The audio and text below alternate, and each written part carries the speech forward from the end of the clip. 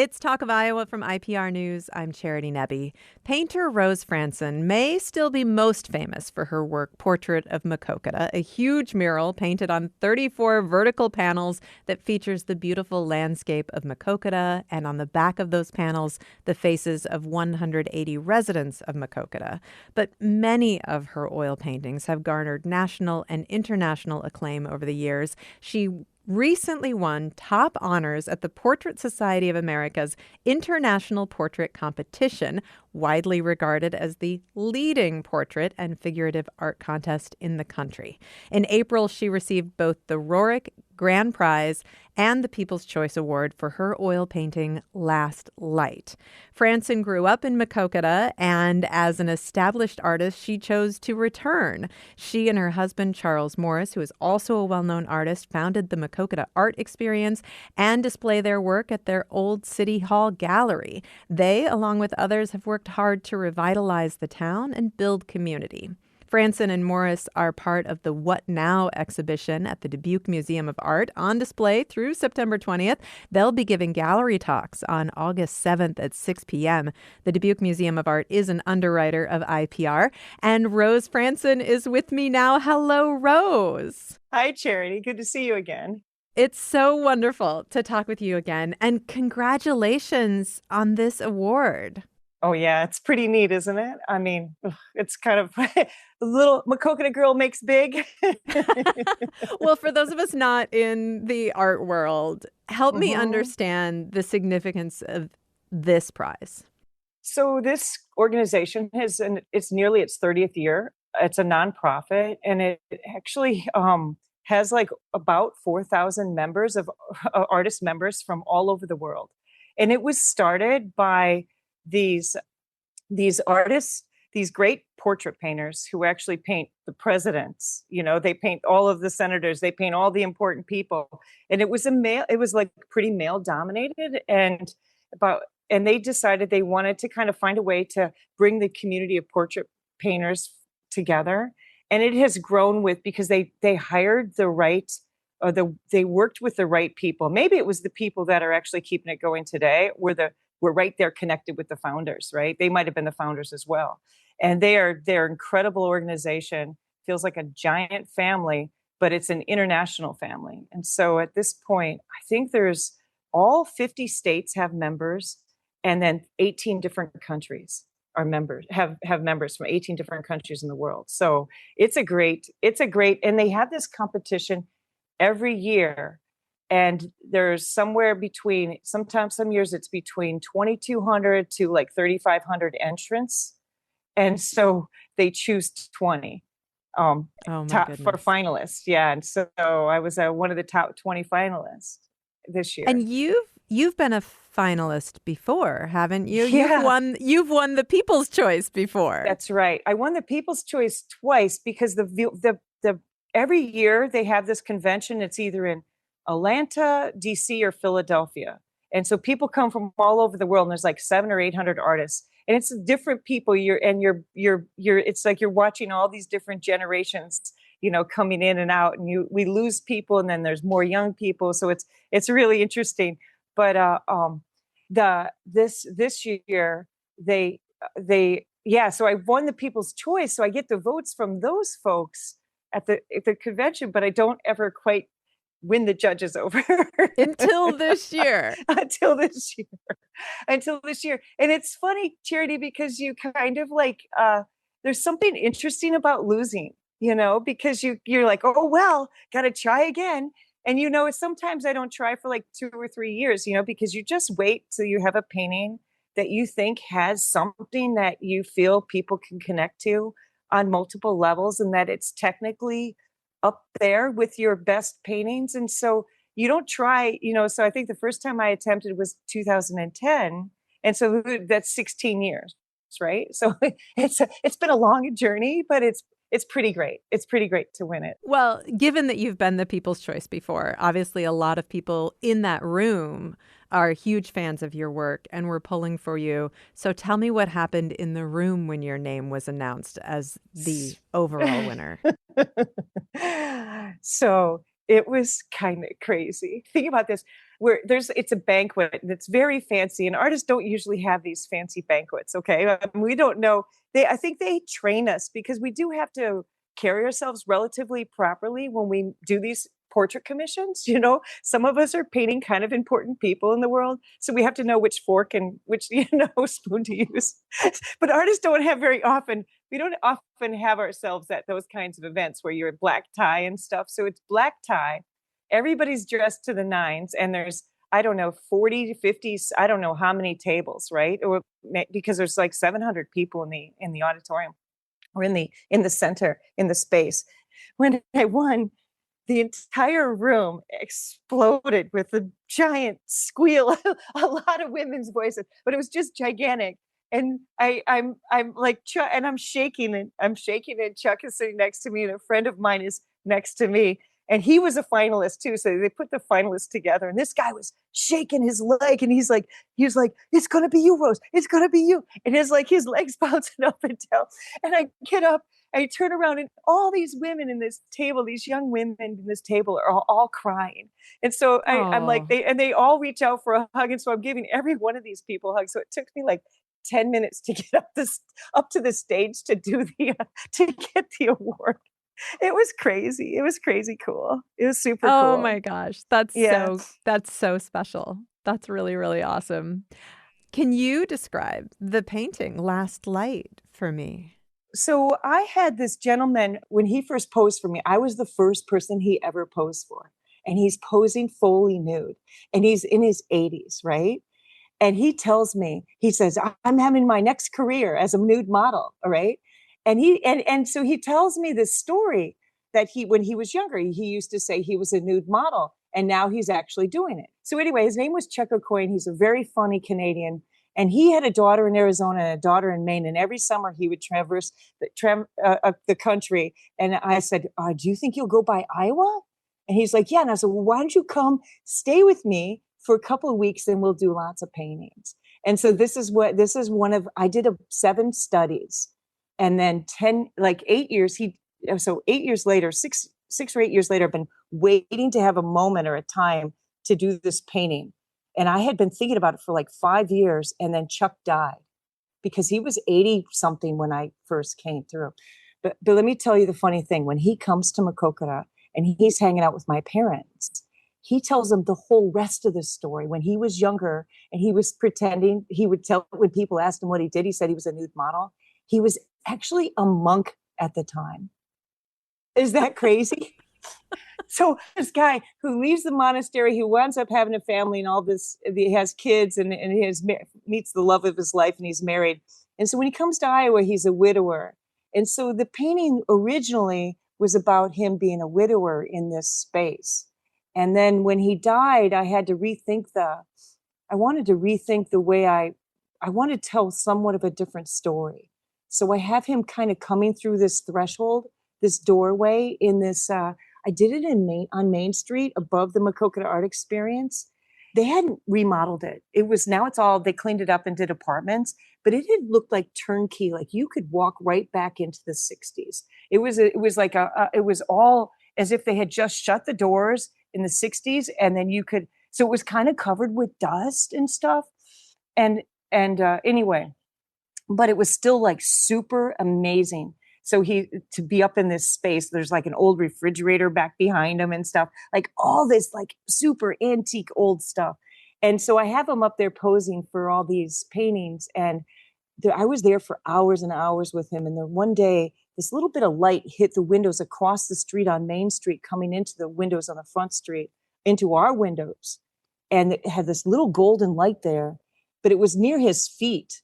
But when I wanted to do this painting of him and kind of a memorial, I had the light go right across his face and right across his eyes. And there's a light bulb that's off, that's above it, that streak of light that's just off, right? So its painting's kind of loaded with metaphors, thresholds and light, and this last light in his eyes, and you can see his vulnerability and his aging and stuff. And anyway, so it's kind of cool. I've only seen an image of it. I hope someday to see it in person, but it really, it's a portrait that takes you deep. I feel you it gives you so much to think about, and it feels like an exploration of mortality and Yeah, that's right. all. That's right. Yeah, It it's so beautiful, Rose. thank you. Congratulations. It's incredible. And Yeah. Yeah. I can see why it won, even though I don't have an artistic eye. That's really exciting. And you talked about all of these women in this group being so excited for you. And Yeah. I'm not calling you old, but you are now part of that older generation That's right. I'm of 60. painters. I'm 60. I'll just say it for the radio. So yeah, yeah, I'm moving into the later, I'm moving into the next, what do you call it? I'm beginning that what do you say, mid-career? I'm at the end of mid-career. Maybe I'm in the heart of mid-career. Who knows? It But depends. I can imagine all of these young women just looking up to you and seeing what you've accomplished and how you've done it your own way. I mean, what's that relationship like for you when you're with these accomplished young women? So I had a mentor when I was 20 who was 30 years older than me. And now I'm like in that role myself. And it means a lot to know that something that you do will one at once inspire people to like believe it's possible for them to do it themselves, but also know that something that you do will carry on past you. I mean, it is so important for us to embrace younger people and encourage younger people and to try to do this. It's not easy. It's not an easy profession. And so I guess I think I become like, from what my mentor was for me, like a tangible reality for them, like that they know that it's possible for them. Do you know what I mean? They can see Yeah. themselves in my place, and you hope that for them, Yeah. and it's kind of nice to win. So now I can actually get off stage. Go on, get off stage, Rose. Get off stage. Nobody is trying to make that happen. All right. Although we do have to take a short break. We'll be back in just a moment. I am talking with artist Rose Frantzen. She was recently awarded 2 honors from the Portrait Society of America's International Portrait Competition. She won the Rorick Grand Prize and the People's Choice Award for her oil painting Last Light. She lives in Maquoketa, and we will continue our conversation in a moment. This is Talk of Iowa from IPR News. It's Talk of Iowa from IPR News. I'm Charity Nebbe. With me right now is painter Rose Frantzen. She is very well known for her work nationally and internationally. You may have heard of Portrait of Maquoketa, a huge mural painted on 34 vertical panels that features the beautiful landscape of Maquoketa. On the back of the panels, the faces of 180 residents of Maquoketa. It is probably her most famous work, but she is well known for so much of her work, and she recently won top honors at the Portrait Society of America's International Portrait Competition. She won the Rorick Grand Prize and the People's Choice Award for her oil painting Last Light. She lives in Maquoketa. She grew up there, and as an established artist, she chose to return. She and her husband, Charles Morris, who's also a well-known artist, founded the Maquoketa Art Experience. And before the break, Rose, we talked a lot about the award that you recently won and what that means. But I want to go back in time as we're talking about inspiring young painters and mentoring young painters. When did you start painting? I started painting at 20. I decided I was going to be a painter a couple years later, because at that point, even when I started painting, I didn't know I could be a painter, like as a career. But I had kind of snuck into the oil painting class at my school, even though I was on the commercial art track. And they were a little bit worried about me. And the director called me to the front office and said, "Do you need a little guidance? Because you're doing painting at the same time you're doing commercial art stuff." And I was like, "Well, I go back to Maquoketa and I do portraits. My dad gets me jobs during the summer. And that's how I actually pay for art school." And so the director of the school said, "Okay, we'll let you do both tracks," right? Wow. Yeah, and I wound up in one of my classes was a woman from Australia who came back as a professional to heighten her uh, part of her training. And that was in my commercial art class. And she took 4 photographs of my paintings, my first 6 months of paintings, back with her to Australia, and showed it to one of her mentors. when I came out, she got me a gig to come out and paint her family. And she went to lunch with her mentor, and they came back from lunch, and the mentor's like, she's like, wanted the mentor to meet me. And she's like, he's like, hey, he's looking at my illustrations. Do you do anything else? And I said, well, I paint a little bit. And I showed him these 4 photographs. And he said to me, if I could paint like that, I would never be a commercial artist. And that's when I decided to be a painter.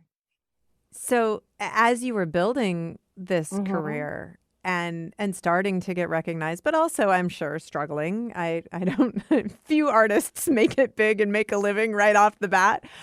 Tell me what your life was like before you decided to come back to Maquoketa in the 90s.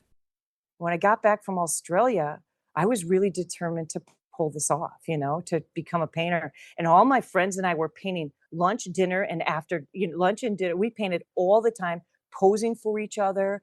And we none of all of us were so broke that we found out about this place called the Palette and Chisel. And you could go there for $200 a year, 6 days a week, 6 hours a day, paint models. So we left art school and we went to this place, and that's where we found our mentor.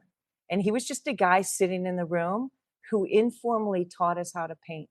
And he changed so many people's lives. Like all of my friends. In fact, this fall, there's 8 of us are getting back together and having a reunion to honor him because he died a few years ago. And we're having like a celebrating his mentorship to us in Chicago in the fall. Oh, So wow. his name was Richard Schmidt. He was great. So I don't know if I'm answering your question, but that's who I'm in Chicago. And then he was leaving, and I wasn't really seeing him that much or seeing anybody, my friends. I was painting in the south side of Chicago. I was painting people all over. And I went down to Mexico and Guatemala and did like 50 paintings, and I needed to do something with them. And my apartment disappeared while I was gone. You know what I mean? And like, you know how it is. And so I wound up in my broken down vehicle I had just gotten robbed in Chicago, my car windows. And I showed up back in Maquoketa with my windows out of my car at my parents' house and had 40 or 50 paintings. And I wind up buying the Old City Hall Gallery a couple months later, the building that we turned Oh into my the Old City goodness. Hall Gallery. I wound up back here. So it wasn't really a decision. You didn't say, I'm going to move back to Maquoketa No, now. I did not. I cried for 10 months, Charity. I cried. I couldn't believe I moved back to Yeah. Maquoketa. And I was kind of like, what the heck did I do? I had this big building, and my parents were like, well, we can do a gallery. And I was like, I don't even know. Is it even possible? I had been selling and painting. I'd been selling paintings in like 8 galleries throughout the country. And I just didn't know. But by year 5, my gallery here in Maquoketa was equal in sales to my gallery in Aspen, Colorado. Later on, you started the Maquoketa Art Experience, and you've done so much to revitalize the community and work with others to really invest in Maquoketa, invest in bringing people together and building community. What was the point for you where you realized, okay, this wasn't my plan, but I can do something really special here in my hometown? I think my parents kind of believed that the whole time, which was interesting, and that stuff, when you have that kind of power, like that kind of intensity, it can filter down to a non-believer. Do you know what I'm saying? And it was great to be in a place where you could work. And I was able to kind of find my way here, and I painted everything and everybody. And then when I was getting older, I really became kind of conscious, or like in front of this question. I would have these, my work is kind of driven by questions about my life. And I was really interested in, how does an artist contribute to the community? And that's how I got the idea for Portrait of Maquoketa. And that, sitting in front of my neighbors and learning about their lives, and kind of even transforming or yeah, I'd say transforming things that I like, ideas and attitudes that I had kind of grown up with in town. Like it just sort of changed and we were able to change my take. Like, wow, people are people, and it was beautiful. I mean, Portrait of Maquoketa kind of changed my life so much. And I thought, like I like to say, I sort of said this to you before, but I thought I was kind of giving something to my community, and I didn't realize that I had the best seat in the house. I didn't realize that I was the one that would be learning the most. And when we did that, the community leaders of our town, some of them posed for me, and they were the impetus with Chuck to start the Maquoketa Art Experience. And it just keeps going. It keeps growing. When a town starts to experience themselves as a community that can take pride or can feel proud of where their home and where they live, you start to actually take care of your place. And the more you take care of the place, the more things that you introduce. Do you know what I'm saying? And I'm seeing like we've had a revitalization in our community, and there's like a renaissance. It's just getting better and better all the time, our little town. It's so interesting to think about that creation process that you had doing Portrait of Maquoketa because, as you said, you were learning, you were seeing things in a new light, but also, of course, the people that you were painting, they were seeing themselves in a new light. You were giving them your full attention, which is such a gift, and then creating this art that for most of us would be beyond our wildest expectations. That must have changed how a lot of people in Maquoketa also felt about their town, because you brought it to national and even international attention, and that work is so beautiful. Thank you, Charity. Well, as an artist, you hope that you have something to contribute, and that you take that you said that's your take on it is really touching. I mean, I can't, it's interesting. Art, it's not a direct line. It's not a direct line. It's not like you go and you dig up that pothole and you fill it. Okay, it's you help people see that they deserve to have that pothole filled. Does that make sense? It's like you build Yeah. up like sort of a sense of self-worth. And if there was anything I hoped to give people when they were sitting across from me, is to let them know that they had value, and you hope that that trickles down and out, or like a puddle, like a pebble in a puddle, and spreads throughout, and people can take pride, because it did. I mean, it went to the Smithsonian, as you know, and that was a big deal. And there was a bus, and Yeah. then the Figge owns it now. That's at the Figge Art Museum, and so the town can see themselves. That's what you hope. You hope that they can see how beautiful and how valuable that they are. That's what I can do. That's what I can give, and let them Yeah. that chance to see themselves. You were talking earlier about always striving and always and never knowing if you had accomplished what you wanted to accomplish. When you create a painting, do you have a hard time stopping? Yeah. So like right now at the Dubuque Museum of Art, I just put this big piece on. I've been working on it for 15 years, right? And it says work in progress. It still needs, so if I'm going to be really honest with you, oh yeah, they used to say like you need two people to finish a painting, one to paint it and the other one to hit them over the head when they're done, right? Well, I know that you and Chuck collaborate. Does he help you with that? Does he say, "Rose, this is Yeah, finished"? well, he does actually, but actually charity too, after a certain point, that's part of what the professionalism starts to have to kick in. And I heard a better quote from somebody else, and they said, it's when the painting is taught. So when you paint a painting, you're always kind of like saying, oh, I need to do this to it. You're kind of in conversation with the painting, just like I'm in the conversation with you, right? And you're kind of in this conversation with the painting. And at some point, the painting starts to talk back. Like it doesn't need you to say something to it. It sort of presents itself as like this thing, and learning to listen for that. So it's like not feeling like I need to say something to it, but it's actually saying something to me, and having my lens.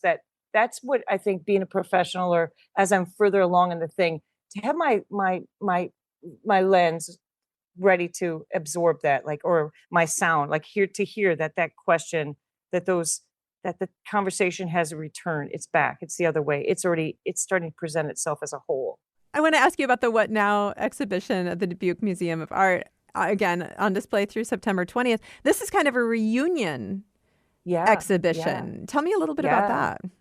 So the first time it was about social commentary, and then now it's sort of like, what are all these folks doing now after the 20 years later?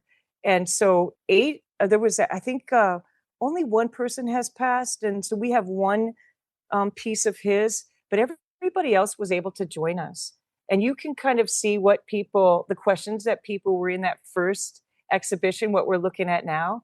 And if you want to talk about a show that actually started to help transform the community, that story is on the wall in Dubuque, because we went down into this voice in the warehouse district when it was really grungy and not energized. What's that word? Where you know what word I'm looking for?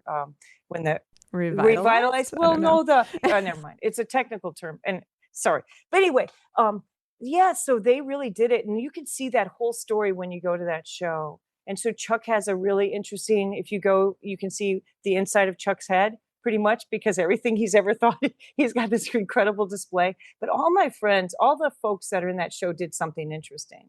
So you can come see it. But it's like, what are we doing now, And what questions are we looking at? Oh, that must be fascinating to come back together after 20 years. Yeah. Yeah, it is. It is. And it's neat because they also have the film, like they have videos of us back 20 years ago. And you're like, whoa.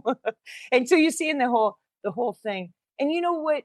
Portrait Maquoketa kind of launched me in different directions. And so all the pieces I have there have some little line to Portrait Maquoketa. Do you know what I mean? In the sense of it's about individuality, it's about how we see ourselves and identity and stuff. And so my work is, you remember we did you saw the In Face of Illusion. So like I have 2 from that, and then 2 from an incognito, 2 from series that I sort of see are still connected to what I learned from my neighbors in Portrait Maquoketa. Oh, fascinating. So you can almost see the through line of your life and your career at this exhibit. You can. I think if you, and especially if you come to our artist talk, you'll hear me carry that through line. But yeah, you can kind of see it. I think you can kind of see it if you know a little bit of what my work has been. You might see it. Yeah, it's kind of neat. Yeah. So you are always striving, winning this award that is so prestigious. Does that clarify or change what comes next for you? Or maybe it makes it harder to see a goal? How does that shift things in your mind? It is interesting that when you're always trying to win and when you win, all of a sudden that's gone, and right. You're not going to try to do that anymore. And so you kind of have to revamp yourself. What I realized, Charity, I don't know how this sounds, but I realized that I've made my life is, I don't have I don't have big successes, big awards or big things only happen just a little bit in your life. They're like these just things. And what I've learned is that to really celebrate your day, you actually have to celebrate the small things in every day. Do you know what I mean? It's just it's even what you do when you're also trying to teach somebody to learn to paint. You have to celebrate your small successes. So I feel like I've have a lot of groundwork in just trying to find value in the everyday. And so I guess I'm kind of landing back like that. So you have this highlight and then you go back to your normal, and maybe I'm tasked to kind of figure out, like, maybe I have some more pieces in me that need to say something about what it is to be a human being on the planet, that I need to kind of meet, I have, life is it's transitory. I'm a lot of experience in a lot of transitions now in my family. So I'm like, how does that start to feed into my next series of questions? I guess. So yeah, I'm back at the easel. That's really what you do when you do this. You win, and then you got to get back at the easel, because you kind of ache to make, you ache to create. It's sort of the reason why you do it in the first place. I think artists, we love the process of being in that channel of creativity. I mean, that's where we feel like ourselves. And I guess that's really where I go back to, that's really so you just have these highs and then you go back, you go, oh, gee, that was really nice. I can put my dress away and now I'm back into my dirty clothes and I'm happy to be painting again, kind of thing. I don't know. Maybe that's Midwest. Rose. Well, it's very relatable. Thank you so much for talking with me again and congratulations again. Oh, thanks a lot. Thanks a lot. It's nice to share it with you. Thanks all of you guys for finding out about it and deciding to celebrate it. It's very sweet. Thanks very much. Artist Rose Frantzen, she and her husband Charles Morris founded the Maquoketa Art Experience in Maquoketa, and they are both part of the What Now exhibition at the Dubuque Museum of Art on display through September 20th. They'll be giving gallery talks on August 7th at 6 p.m. The Dubuque Museum of Art is an underwriter of IPR. This is Talk of Iowa from IPR News.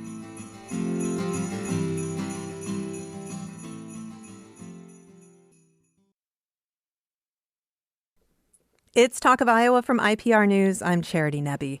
For the past 5 summers, the garden and yoga class from Empowered Solutions Collective and the Academy for Scholastic and Personal Success in Cedar Rapids has given some Black and biracial teenagers a unique education.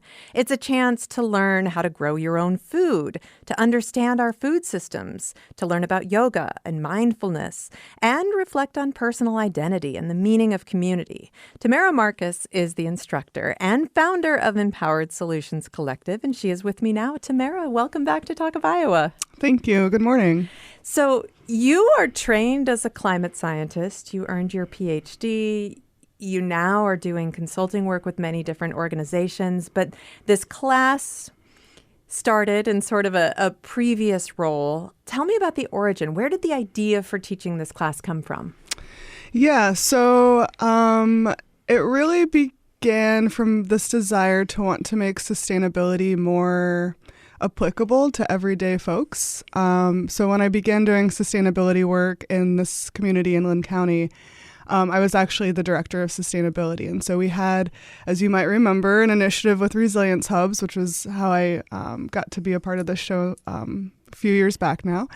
And a big part of that initiative was a focus on access to food. And so, kind of given this, push to create greater access to local and nutritious food, also makes sustainability kind of make more sense. We kind of worked with this community-based organization, the Academy, to develop this garden program for students. And then over the years, it's just kind of evolved based off of the emerging needs of the community, as these programs tend to do. And so that, included kind of the closure of the First Ave Hy-Vee, creating a food desert, and, kind of resulting in more people experiencing what's known as food apartheid. So this really intentional design of systems that limits how people can access food. And so kind of then, with this emerging event, we kind of shifted and had this community aspect that was incorporated. And then over the years have now included the storytelling component as well. So when you started, you are a scientist, when you started teaching this course, were you also a gardener? Was that something you had experience with? I think I had the hopes. I think I had the aspirations of being a gardener. So, I think when I started, my skill set is really in project management. And so I like to say that, I'm good at kind of connecting the dots, whether that be people, things, other resources. And so for this class, that's essentially what I did. I found the place where we could have the class. I found and worked with instructors that had that expertise and would kind of let me peer over their shoulder a little bit and learn, kind of right along with the students. And then, finding kind of local farmers. So we start a lot of our produce from seeds, but we also work with Black Earth Gardens. So Mari Wassing-Hunt, who's based also in Cedar Rapids or the Lynn County area. And so, just finding the people who kind of are the experts in this space, putting those pieces together, learning as much as possible. And then suddenly, I realized, wow, I actually can teach some of this. So gardening, but also yoga, mindfulness, meditation. Where did that portion of the class come in for you? How did that feel like a need? Yeah, great question. I think a part of it is also kind of the emerging skill sets that I was just learning. So I did my yoga teacher training in the winter of 2015, 5, so not that long ago, So there was actually a different person who would help with the yoga, but then, they learned that I now had my yoga teacher training cert, and so they're like, okay, well, do you just want to kind of right. And, it really does make sense, for folks that find kind of like peace and renewal and wild spaces and nature. There is an element of that, that the gardens are in the city, but they're in this like very beautiful, quiet, peaceful neighborhood. And so, I think it's kind of doing this like dual or maybe more than just two, but this multi-purpose function of like, yes, we're nourishing the body through growing, healthy food, but we're also nourishing the mind and the soul by kind of connecting to the space where we're, growing food and kind of using that outside world to kind of find peace within. Well, and we know that time spent in nature and contact with our natural environment, we know that has positive psychological effects. It actually affects us physically and can lower our blood pressure and all kinds of good things like that. So it does seem like a natural pairing, but I think just to hear about it maybe doesn't feel that way. Also, I mean, you're working with teenagers. Mm-hmm. Was that inspired by experiences that you had as a teenager, this desire to want to offer something like this to kids in the Cedar Rapids? Yeah, I think short answer, yes. Longer answer, I was a student of the academy, so I was really lucky to, go through that same program that we've designed this course for. And so, yeah, I think having, done a lot of school, now having my PhD, I can count on one hand the instructors of color, the Black instructors that I've had, and most of them are from that class. And just, even I was kind of found out about it late and then had other summer stuff. So unfortunately, I could only do one summer. But even in that one summer, it feels almost daily that I take, lessons learned or the impacts from being a part of that program and put those into play. And so, yeah, I think definitely, that was a huge part of why we chose this organization to kind of design this program and develop this program with and for. Because, yeah, it felt like there's so many great pieces with this organization and program already. Let's just like add a little bit of extra, Yeah. So this was your 5th summer teaching the course. Yes. Walk me through it. Like, what do you teach? What do the students experience? Yeah, so it's a 6-week program, but they technically have one of the Fridays off, so it's only 5 weeks. But the first week, it's just orienting, right? And so it's go explore, go map the garden, see what's growing. And so the students will have some, small group time to just kind of like be curious, check out the beds. I do put, little like labels on them. So, eventually then go around as like a group and then kind of, some students have gardens and experience gardening, so they can identify plants. Some students don't. And so it's really nice to kind of, offer opportunities for wherever students are in their own experience to kind of engage. And then, over the next couple of weeks, this year we worked with like developing our narratives and stories around our connections to food. And so, there's kind of, again, some small group work helping students kind of make those connections, understand that they really are experts in growing food. And it is something that, they've had this connection from birth, from before they were born. Can you give me an example without, obviously we don't want to violate anybody's confidentiality or anything, but can you give me an example of a narrative that one of the students came up with that really does explore their identity and their connection to food? Yeah, there are a couple that stand out. We have one student who, I think you mentioned the classes for Black and biracial students, and so we have a student who has Bulgarian ancestry. And so kind of the blending of some of these identities for her and how, she's using what we're growing in our garden to connect to a food that her family would make, right? And she views this as like a unifying food for their family. So, using a cucumber to connect to all of that, right? And then, some students had more of kind of like a spiritual connection. So things like using crystals and cleansing crystals outside or in their garden space.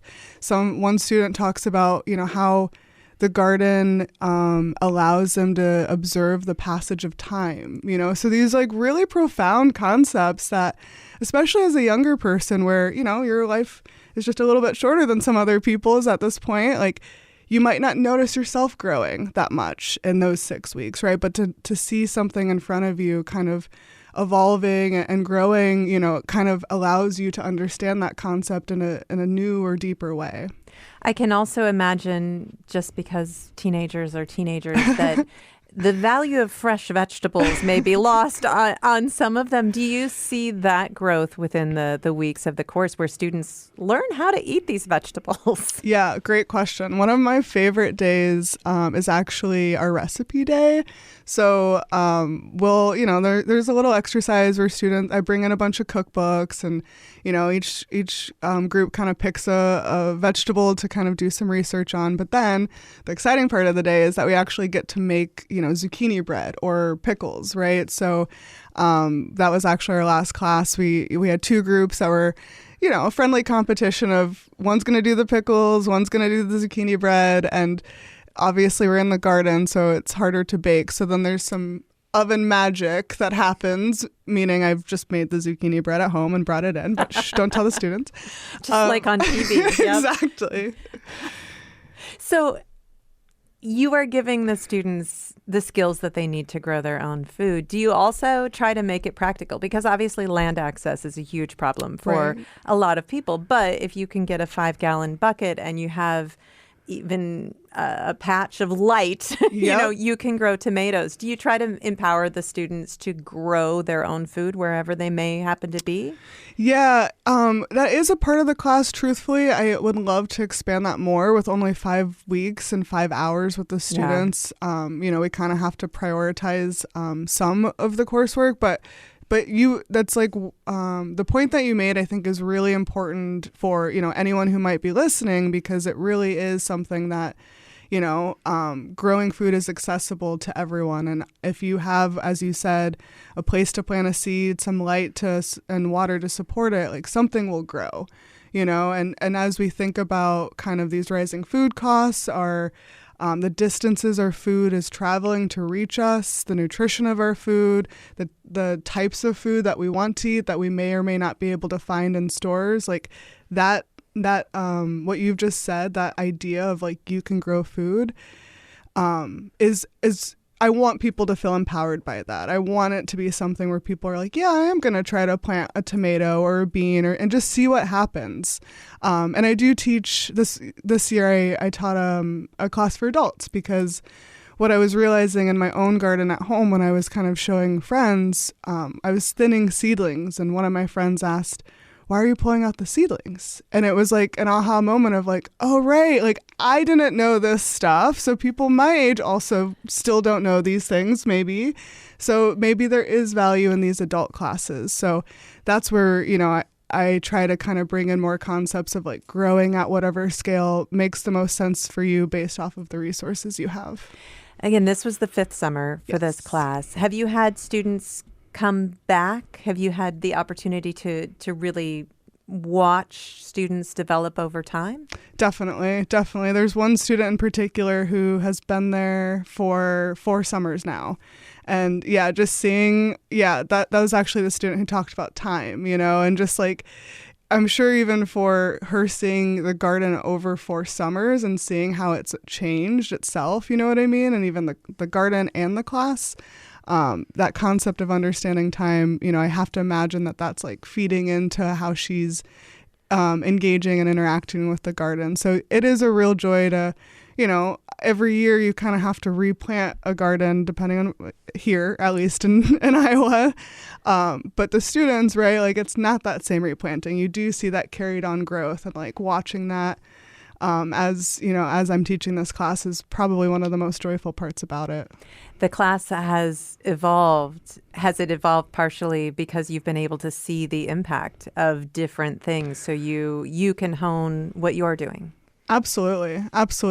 And again, like we didn't do a class project this class or this year because we kind of did more storytelling.